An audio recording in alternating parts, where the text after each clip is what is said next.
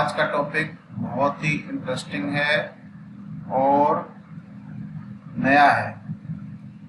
इसे पढ़ने में, इसे समझने में बहुत ही मजा आने वाला है। तो बच्चों तैयार हो जाइए ध्यान से सुनने के लिए जो मैं आपको बता रहा हूं।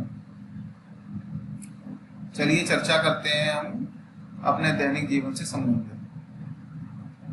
अपने दैनिक जीवन की अधिकांश समस्याओं को हल करने में संख्याओं का उपयोग हम देख चुके हैं। संख्याओं से संबंधित जटिल समस्याओं का हल कई बार अंकगणितीय विधियों से नहीं हो पाता है। इसके अतिरिक्त समस्याओं को और अधिक प्रभावशाली ढंग से हल करने की आवश्यकता पड़ती है, जिसे हम अन्य विधि से करते हैं। अब हम इससे संबंधित उस गणित की शाखा का अध्ययन करेंगे जो बीजगणित कहलाती है। यानी बीजगणित को अंग्रेजी में अलजेब्रा कहते हैं। बीजगणित न केवल उपयोगी है अपितु यह अत्यंत रोचक भी है। यानी वेरी इंटरेस्टिंग है, बहुत ही मजा आने वाला है आपको। तो शुरुआत करते हैं बच्चों बीजगणित के बारे में कि बीजगणित आखिर है क्या। तो एक एग्जांपल से स्टार्ट करते हैं बीजगणित की अवधारणा को समझने के लिए। तो बच्चों सबसे पहले आप बताइए, ये मैं कुछ एक चित्र बना रहा हूं। ये समझ लीजिए गेंद है। अगर मैं आपसे पूछूं ये गेंद कितनी है तो आप आसानी से बता पाएंगे कि ये गेंद जो है एक है। कितनी है? एक। अगर एक और गेंद बना ली जाए, अब कितनी गेंद हो गई ये? तो अब हम कहेंगे 1 + 1 एक ये, तो कितनी हो गई हमारी? 2 गेंदें हो गई। अब अगर मैं एक और गेंद बना लूं, अब कितनी गेंदें हो गई? अब हमारी 2 गेंद थी, एक गेंद और, तो कितनी गेंद हो गई? 3। यानी जो हमें सामने दिखाई दे रहा है तो उसे हम गिन के आसानी से बता सकते हैं कि कितनी गेंदें हैं, कितनी गेंदें नहीं। अगर वही चीज अगर मैं आपको बताऊं कि जैसे मान लीजिए ये एक मैं बना देता हूं पूरा, क्या? पूरा। अब मैं आपसे पूछूं बोरे में, इस बोरे में कितनी गेंदें हैं, तो आप क्या बताओगे? तो सिंपल सी बात, आप तो ये तो नहीं बता पाओगे। 1 गेंद है, 2 गेंद है, 3 गेंद है, 4, 5, यानी आप संख्या बता तो नहीं पाएंगे। तो आप क्या कहेंगे? इसमें कुछ गेंदें हैं। क्या कहेंगे? इसमें कुछ गेंदें हैं। अब कुछ गेंदें हैं, अब कुछ गेंदें हैं। तो ऐसे ही चलिए एक और एग्जांपल लेते हैं। जो इन चित्रों को ध्यान से देखिए, ये चित्र जो है आपको दिखाई दे रहे हैं, ये आकृतियां दिखाई दे रही हैं, ये सभी आकृतियां हमारी क्या है? वर्ग हैं। तो इस पहले वर्ग में देखिए, इस पहले वर्ग की अगर भुजा पूछें कि इस वर्ग की भुजा क्या है, तो आप आसानी से बता पाएंगे कि इस वर्ग की भुजा 2 सेंटीमीटर है। इसी प्रकार इस वाले वर्ग की बात करें, दूसरे वर्ग की बात करें, तो इस वर्ग की भुजा हमारी कितनी है? 4 सेंटीमीटर। अगर हम तीसरी आकृति में जो वर्ग बना है और इसके बारे में पूछें कि इस वर्ग की भुजा कितनी है, तो निश्चित ही हम बताने में सक्षम नहीं होंगे। अंकगणित की बात करें तो अंकगणित में हम नहीं बता पाएंगे कि अंकगणित में जो है इस वर्ग की भुजा क्या होगी, लेकिन हम बीजगणित की भाषा में इसे आसानी से बता पाएंगे कि इसकी भुजा क्या होगी। तो सिंपल सी बात है, इसकी जो भुजा होगी, कुछ भुजा तो जरूर होगी। क्या होगी? कुछ भुजा होगी। इस कुछ जो शब्द आ रहा है, कुछ भुजा, इसका मतलब कुछ को कैसे प्रदर्शित करते हैं? ये हम अक्षर संख्याओं से प्रदर्शित करते हैं। किससे प्रदर्शित करते हैं? अक्षर संख्याओं से। तो अक्षर संख्याओं में हम A से लेकर Z तक, अक्षर संख्याओं में A से लेकर Z तक, यानी A, B, C से लेकर कहां तक? Z तक के अक्षरों का प्रयोग करते हैं। और आ से लेकर ज्ञा तक का, यानी अ, आ, ई से लेकर काका काका और ज्ञा तक के अक्षरों का प्रयोग करते हैं।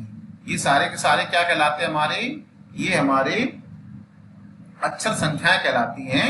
यानी बीज कहलाते हैं। अक्षर संख्याओं से हम प्रदर्शित कर सकते हैं, यानी हम कह सकते हैं इस वर्ग की भुजा x सेंटीमीटर। देखा कितना मजेदार बीजगणित है। अंकगणित में नहीं बता पा रहे थे हम, लेकिन बीजगणित का प्रयोग करके हमने तुरंत बता दिया कि इस वर्ग की भुजा x सेंटीमीटर है। अब x सेंटीमीटर है, अब ये बात की बात है x का मान क्या होगा, ये x का मान, ये बात की बात है। लेकिन आप बता सकते हैं कि x सेंटीमीटर इसकी भुजा है, यानी हम बीजगणित की भाषा में इस प्रश्न का उत्तर हम दे सकते हैं। चलिए इसी क्रम में आगे बढ़ते हैं।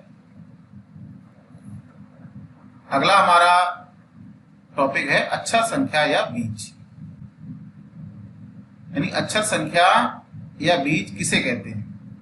किसी अज्ञात संख्या को अंग्रेजी वर्णमाला के अक्षरों, जैसे अंग्रेजी वर्णमाला के अक्षरों तथा हिंदी वर्णमाला के अक्षरों, यानी अंग्रेजी वर्णमाला और हिंदी वर्णमाला के अक्षरों से व्यक्त करते हैं।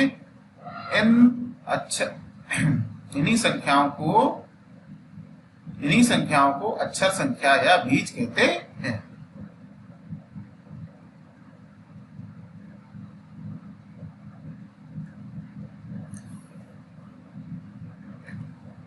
जैसा कि हमने अभी पहले समझा था, अक्षर संख्या या बीज वही इसमें कह रहा है। यानी अक्षर संख्या या बीज की परिभाषा हमारी क्या हो गई? अक्षर संख्या या बीज की हमारी परिभाषा क्या हो गई? किसी अज्ञात संख्या को अंग्रेजी वर्णमाला के अक्षरों तथा हिंदी वर्णमाला के अक्षरों से व्यक्त करते हैं। इन्हीं संख्याओं को अक्षर संख्या या बीज कहते हैं। अंग्रेजी वर्णमाला यानी अंग्रेजी वर्ण A B C D, ABCD से लेकर Z तक, ठीक है। इसी प्रकार छोटी ABCD भी ले सकते हैं, ठीक है। और हिंदी वर्णमाला के अक्षर, तो हिंदी वर्णमाला के अक्षर हमारे कौन से होते हैं? आ ये सब होते हैं, क ख ग और ज्ञा तक जो होते हैं वो हमारे हिंदी वर्णमाला के अक्षर होते हैं। यानी इन सभी अक्षरों का प्रयोग हम बीजगणित में करते हैं, और ये सारे के सारे अक्षर हमारे क्या कहलाते हैं? अक्षर संख्याएं कहलाती हैं या बीज कहलाते हैं। बीजगणित, गणित की वह शाखा जिसमें बीजों के प्रयोग से समस्याएं हल की जाती हैं, बीजगणित कहलाती है। बच्चों, अगर कहा जाए बीजगणित की क्या परिभाषा है, तो हमें क्या बताना है? गणित की वह शाखा जिसमें बीजों के प्रयोग से समस्याएं हल की जाती हैं, बीजगणित कहलाती हैं। यानी इसमें समस्याओं के हल करने के लिए हम क्या है? बीजों का प्रयोग करेंगे। बीजों से मतलब अक्षर संख्याओं को ही बीज कहते हैं, ठीक है। तो हम अक्षर संख्याओं का या बीजों का प्रयोग करते हैं और समस्याओं को हल करते हैं। तो ये हमारी कौन सी गणित कहलाती है? बीज गणित कहलाती है। चलिए बीज गणित को हम लोग कुछ समस्याओं के माध्यम से समझते हैं।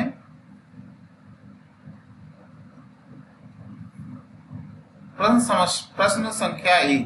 प्रश्न संख्या 1 कह रही है, सईदा के पास ए नाम है। कितने आम है? ए नाम है। इस कथन से आमों की संख्या के बारे में क्या गलत होता है? यानी एक सईदा है, इसके पास जो है ए नाम है। कितने आम है? एन। तो इस कथन से आमों की संख्या के बारे में क्या ज्ञात होता है? तो इससे हमें ज्ञात होता है कि सईदा के पास कुछ आम है। क्या है? कुछ आम हैं, और कुछ आम हैं जिनकी निश्चित संख्या ज्ञात नहीं है। क्या है? इनकी निश्चित संख्या ज्ञात नहीं है, यानी निश्चित नहीं है, निश्चित संख्या नहीं। भाई कुछ कह रहे, कुछ में निश्चित संख्या, कुछ का मतलब ही होता है निश्चित, यानी निश्चित संख्या नहीं है। यानी n का मान जो होता है, n का मान कुछ भी हो सकता है, कोई भी संख्या हो सकती है। ठीक है बच्चों, समझ में आया? सईदा के पास ए नाम है, तो इसका मतलब क्या हुआ?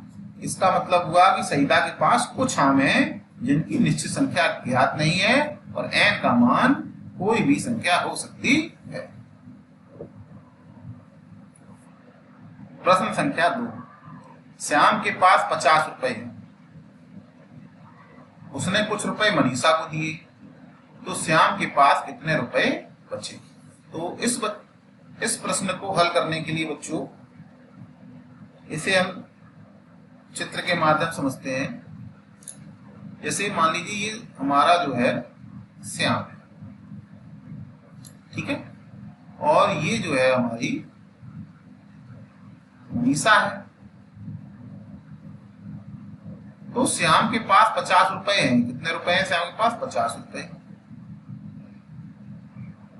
अब ये कह रहा है, सवाल हमारा कह रहा है उसने कुछ रुपए मनीषा को दिए, यानी मनीषा को कुछ रुपए दिए। कितने दिए? कुछ। तो श्याम के पास अब रुपए कितने बचे? तो इस सवाल को समझने के लिए पहले अंगगणित में समझते हैं। जैसे मान लीजिए उसके पास 50 रुपए हैं और मान लो उसने कुछ की जगह उसे 10 रुपए दे दिए। अब पूछा जाए श्याम के पास कितने बचे, तो हम क्या निकालेंगे? 50 रुपए थे, मनीषा को उसने 10 रुपए दे दिए, तो अब उसके पास बचे 40 रुपए। ये तो अंगगणित में उत्तर आएगा। अगर यही हम बीजगणित की बात करें, 50 रुपए उसके पास थे, कुछ रुपए दे दिए, तो कुछ में हमने क्या मान लिया? x रुपए उसे दे दिए, ठीक है। तो 50 रुपए थे, उसमें से x रुपए दे दिए, यानी x रुपए माइनस कर देंगे तो कितना आएगा? 50 माइनस x, यानी श्याम के पास 50 माइनस x रुपए हमारे बचेंगे। That's clear.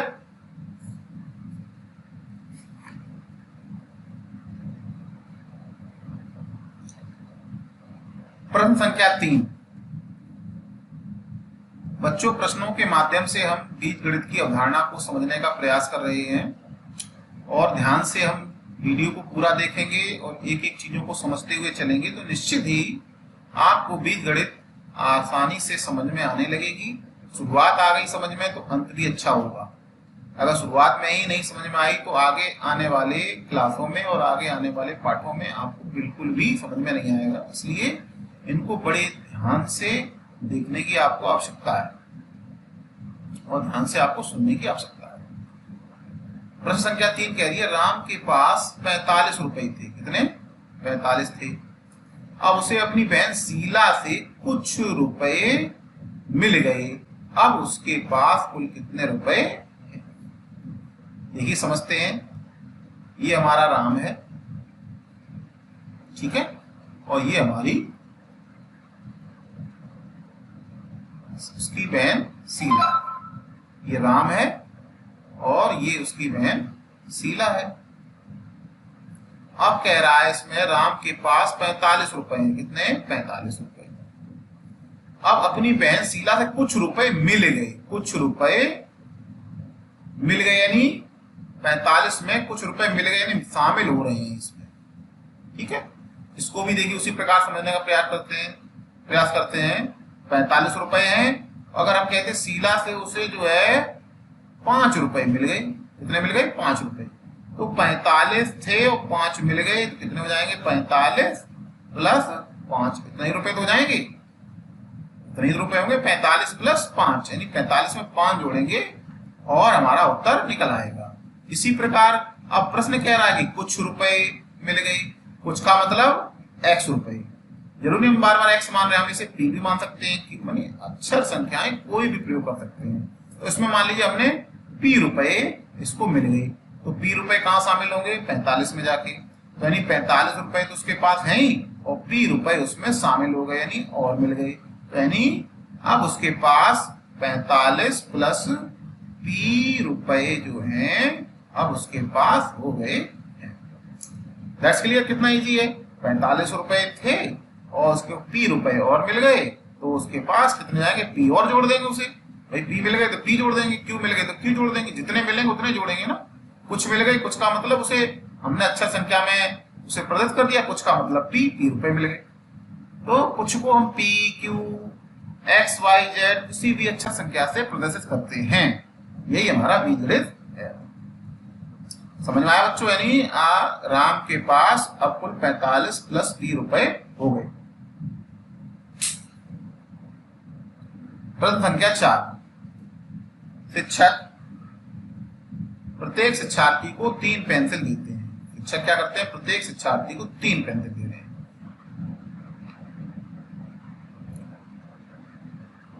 ये देखिए हमारे शिक्षक हैं, ये प्रत्येक शिक्षार्थी को 3 पेंसिल देते हैं, यानी एक शिक्षार्थी हमारा है, मान लीजिए ये, उसे कितनी पेंसिल दे रहे हैं, 3। इसी प्रकार दूसरा शिक्षार्थी है, इसे भी 3 पेंसिल देंगे। इसी प्रकार तीसरा शिक्षार्थी है, इसे भी 3 पेंसिल देंगे। शिक्षार्थियों की संख्या हमारी x है, तो शिक्षक शिक्षार्थियों को कितनी पेंसिल देते हैं, ये हमारी समस्या है। तो इसे समस्या को हल करने के लिए देखिए, एक शिक्षार्थी था तो 3 पेंसिल, 2 शिक्षार्थी हो गए तो कितनी गई, 3 और 3 6 पेंसिल, 3 शिक्षार्थी थे तो कितनी, 3 और 3 9 पेंसिल। तो कैसे निकाला, देखिए 3 पेंसिल तो वो सभी को दे रहा है, हर शिक्षार्थी को दे रहा है। तो एक शिक्षार्थी था तो 3 गुणा 1 पेंसिल उसकी खर्च हुई, है ना। और 2 शिक्षार्थी हुए तो 3 गुणा 2, यानी 3 दूनी 6, 3 एकम 3। इसी प्रकार जब 3 शिक्षार्थी थे, प्रत्येक शिक्षार्थी को 3 पेंसिल, और कितने शिक्षार्थी हैं, 3, तो 3 त्रिका 9 पेंसिल शिक्षक की बढ़ जाएंगी। अब यही बात आती है कि वो शिक्षार्थी कितने हैं, x हैं, तो 3 गुणा x। भाई जितने शिक्षार्थी, एक शिक्षार्थी था तो 3 का गुणा 1 से कर दिया, 2 शिक्षार्थी थे 3 का गुणा 2। क्यों, क्यों 3 पेंसिल हर एक को मिल रही है ना, प्रत्येक शिक्षार्थी 3 पेंसिल दी जा रही है ना, 3 तो निश्चित है, हर एक को 3 ही मिल रही है। शिक्षार्थी हमारे बदल रहे हैं, देखिए एक शिक्षार्थी था तो 3 एकम 3 पेंसिल, 2 शिक्षार्थी थे तो 3 गुणा 2, यानी 3 दूनी 6 पेंसिल। इसी बात 3 शिक्षार्थी थे तो 3 गुणा 3 बराबर 9 पेंसिल। इसी प्रकार 3 गुणा x, जब x शिक्षार्थी थे तो 3 गुणा x, जितने शिक्षार्थी है उतने से हमें गुणा करना पड़ेगा, तभी तो पेंसिलों की संख्या निकलेगी, कितनी पेंसिलें बटी हैं, कितनी शिक्षक ने पेंसिल दी हैं। तो x पेंसिलें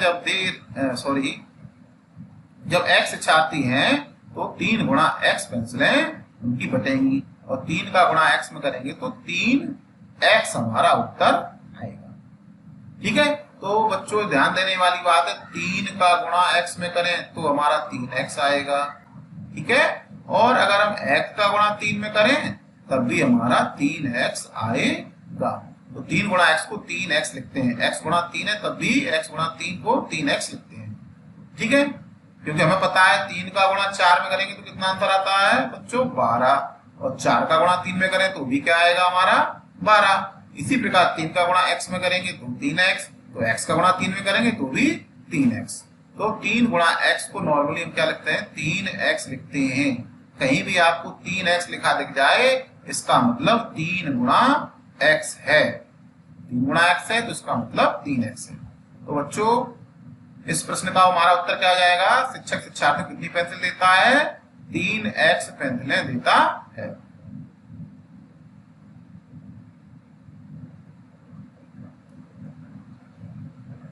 क्वेश्चन नंबर 5, अक्षर V, कौन सा अक्षर है, V का तीलियों से प्रतिरूप बनाने के लिए आवश्यक तीलियों की संख्या के लिए नियम ज्ञात कीजिए। और नियम लिखने के लिए क्या करना है, हमको एक चर का प्रयोग करना है। ठीक है, चर बच्चों वे राशियां होती हैं जिनका मान बदलता रहता है, यानी परिस्थिति के हिसाब से उसका मान बदल जाता है। चर राशियां यानी अक्षर संख्याएं जो होती हैं इन्हीं को हम चर राशियां बोलते हैं। तो अब इसमें देखिए क्या आकृति बनानी, हमको V शेप बनानी, क्या बनानी, V। तो V शेप बनानी तो हमें बताइए तीलियां कितनी जरूरत पड़ेगी, तीलियां अगर 1 और 2, यानी इनमें 2 तीलियों की आवश्यकता पड़ेगी। ये आकृति बनाने के लिए 2 तीलियों की हमें आवश्यकता पड़ेगी। अब तीलियों की संख्या के लिए नियम ज्ञात करना है। नियम का मतलब एक यूनिवर्सल रूल ज्ञात करना है जिससे हम बता सकें कि V आकृति की तीलियों को, V आकृति की शेप को यानी प्रतिरूप को बनाने के लिए अगर हमें कोई भी दे दी जाए कि 10, 15, 20, 25 प्रतिरूप बनाने हैं तो कितनी तीलियों की जरूरत पड़ेगी, तो आसानी से हम उस नियम की सहायता से बता पाए। तो बच्चों देखिए, अगर मान लीजिए हमें V शेप जो है एक बनानी है। एक बनाने के लिए हमें संख्या कितनी पड़ेगी? 2। 2 गुणा 1, क्योंकि 2 तीलियों की जरूरत पड़ेगी। ये तीली है, भाई 2 तीली तो जरूरत पड़ेगी, और ये हमारे क्या है? प्रतिरूप है, एक प्रतिरूप। ठीक है, तीली और प्रतिरूप। तो एक प्रतिरूप बनाने के लिए 2 गुणा 1, 2 तीली चाहिए एक प्रतिरूप बनाने के लिए, तो 2 गुणा 1। अगर हमें 2 प्रतिरूप बनाने हैं वी शेप के, तो 2 तीली तो चाहिए ही चाहिए एक शेप के लिए, एक शेप के लिए 2 तीलियां, और 2 प्रतिरूप के लिए 2 गुणा 2। इसी प्रकार अगर हमें मान लीजिए वी शेप की 3 प्रतिरूप बनाने हैं, तो हमें 2 गुणा 3, भाई 2 का गुणा 3 में करेंगे तो हमारा 2 तिया 6, यानी 6 तीलियों की जरूरत पड़ेगी, तब हमारी वी शेप कितनी बन पाएंगी? 3 प्रतिरूप बन पाएंगे वी आकृति के। अगर हमें 4 वी शेप बनानी है, 4, तो 4 वी शेप के लिए कितनी पड़ेंगी? 2 गुणा 4, 2 चौकू 8। ठीक है, अब इसमें हमें क्या नियम बनाना, तो ऐसे तरीके से हम कहां तक निकालेंगे? तो ऐसे निकालते जाएंगे, फिर छोटा पड़ जाएगा, तो हमें नियम निकालना है। तो यानी कहने का नियम का मतलब कोई एक चर का प्रयोग करना है, तो हम एक कोई चर प्रयोग करना है, जैसे मान लीजिए एन का ही प्रयोग करना है, यानी हमें एन प्रतिरूप बनाने हैं। वी के कितने बनाने हैं? वी के एन प्रतिरूप। तो एन प्रतिरूप बनाने हैं, तो एन प्रतिरूप के लिए क्या होगा? 2 का गुणा हम एन से करेंगे। भाई एक प्रतिरूप बनाना था तो 2 का गुणा 1 से किया है कि नहीं? 2 का गुणा 1 से किया कि नहीं किया है? इसी प्रकार 2 प्रतिरूप बनाने, 2 का गुणा 2 से किया। इसी प्रकार 3 प्रतिरूप बनाने, 2 का गुणा 3 से किया। 4 प्रतिरूप बनाने तो 2 का गुणा 4 से किया। और अगर हमको n प्रतिरूप बनाने हैं तो 2 का गुणा हम n से करेंगे, और 2 का गुणा n से करेंगे, इसका मतलब 2n। यानी इस V आकृति के लिए हमारा क्या नियम निकल के आएगा? 2n। अब 2n की सहायता से हम आसानी से कोई भी संख्या पूछ ली जाए कि 10 प्रतिरूप बनाने के लिए कितनी तीली चाहिए, 12 प्रतिरूप बनाने के लिए कितनी तीली चाहिए, तो आराम से निकाल देंगे। अगर ये क्वेश्चन पूछा जाए 12 अप्रतिरूप बनाने, कितने बनाने? 12 प्रतिरूप बी शेप के, तीली कितनी चाहिए हमें? 2n। अब n इधर क्या हो जाएगा? 12। 2 गुणा n कितना है यहाँ पे? 12 प्रतिरूप बनाने, तो n की जगह 12 रख देंगे, और 12 दूनी 24। तो हमारे कितने तीलियों की जरूरत पड़ेगी 12 प्रतिरूप बनाने के लिए? 24 तीलियों की जरूरत पड़ेगी। तो ये हमारा नियम हो गया 2n। यानी अक्षर v का तीलियों से प्रतिरूप बनाने के लिए हमारा क्या नियम निकल के आया? v अक्षर बनाने के लिए 2n तीलियों का प्रयोग होगा, 2n तीलियों की आवश्यकता हमारी होगी। क्वेश्चन नंबर 6, मोहिनी राधिका की छोटी बहन है। मोहिनी क्या है? राधिका की छोटी बहन। तो इसका मतलब राधिका हमारी बड़ी हो गई, ठीक है, और मोहिनी क्या हो गई? हमारी छोटी। ये कह रहा मोहिनी राधिका की छोटी बहन, राधिका की छोटी बहन, यानी मोहिनी छोटी है, राधिका बड़ी है। That's clear. अब क्या मोहिनी राधिका से, मोहिनी जो है वो राधिका से 5 वर्ष छोटी है। कितनी? मोहिनी राधिका से 5 वर्ष, यानी राधिका की जो उम्र है उससे वो 5 वर्ष छोटी, यानी 5 वर्ष कम है मोहिनी। ये कम हुआ, यानी राधिका की जितनी उम्र होगी उसमें अगर 5 माइनस कर देंगे तो मोहिनी की आयु निकल आएगी। अब कह रहा है क्या आप मोहिनी की आयु को राधिका की आयु के पदों में व्यक्त कर सकते हैं? तो हम पहले तो राधिका की आयु हम पता कर लें। तो इसमें क्या हम करेंगे सवाल को हल करने के लिए? माना राधिका की आयु कितनी है? x है, ठीक है। अब राधिका की आयु कितनी हो गई? x, और मोहिनी क्या है? 5 वर्ष छोटी है राधिका से, यानी राधिका की उम्र जितनी भी है उसमें से अगर हम 5 माइनस कर दें, यानी x में से 5 घटा दें, x में से 5 घटा देंगे तो हमारी मोहिनी की आयु निकल आएगी। तो यही पूछ रहा है, मोहिनी की आयु जो है राधिका के पदों में, है ना। तो हमारी मोहिनी की आयु क्या हो जाएगी? मोहिनी की आयु हमारी जो हो जाएगी वो जाएगी x - 5। अब देखिए x किसकी है? x तो राधिका की आयु है, तो मोहिनी की आयु निकल आई x माइनस 5, यानी x राधिका के पदों में तो निकल के आ गई। तो इस तरीके से हम मोहिनी की आयु ज्ञात कर सकते हैं। तो मोहिनी की आयु हमारी x माइनस 5 वर्ष हो गई।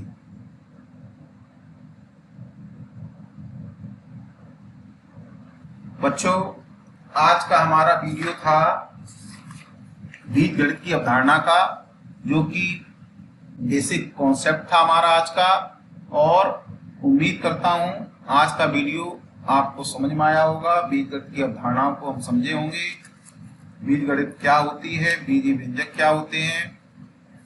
हमने आज की वीडियो में जाना कि जो अंग्रेजी वर्णमाला के अक्षर होते हैं और हिंदी वर्णमाला के अक्षर होते हैं, उन अक्षरों से अगर हम कोई संख्या को व्यक्त करें तो वो हमारी अक्षर संख्या या हमारे बीज कहलाते हैं।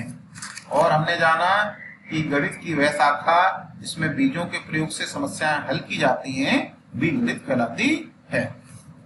तो और हमने इससे संबंधित यानी बीजगणित की अवधारणा से संबंधित कुछ प्रश्नों को हमने हल किया, और कुछ प्रश्नों के माध्यम से हमने ये जाना कि बीजगणित का प्रयोग हम अपनी दैनिक जीवन की समस्याओं में किस प्रकार करते हैं। Thanks for watching. धन्यवाद। वीडियो अच्छा लगा हो तो लाइक एंड शेयर अवश्य करें, जिससे और बच्चे भी इस वीडियो का लाभ ले सकें।